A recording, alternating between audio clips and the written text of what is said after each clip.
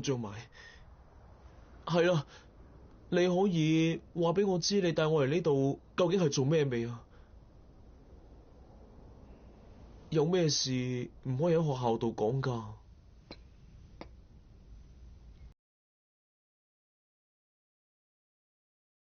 係關於涼宮春日，仲有關於我嘅事，我想話俾你知。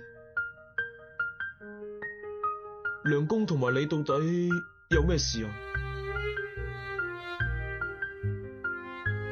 好難用言語完整表達，喺資訊傳達上可能會發生一啲偏差。不過聽我講，其實涼宮春日同我都唔係普通人。其實呢一點我唔多唔少都 feel 到㗎。唔係咁樣，我並唔係指喺性格上被冇一般人所擁有嘅普遍性，而係字面上嘅意思。涼宮春日同埋我都唔可以被稱為好似你咁樣係一個普通嘅人類。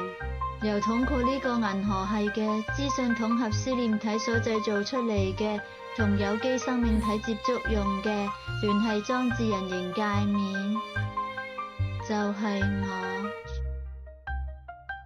啊？如果用通俗嘅字眼嚟表達嘅話，我嘅存在就等同於外星人。外星人？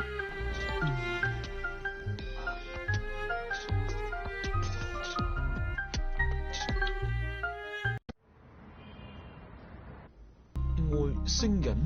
我嘅工作就係要觀察涼宮春日將得到嘅資訊上傳俾資訊統合思念體。由我出生呢3年嚟，我一直都係咁樣過。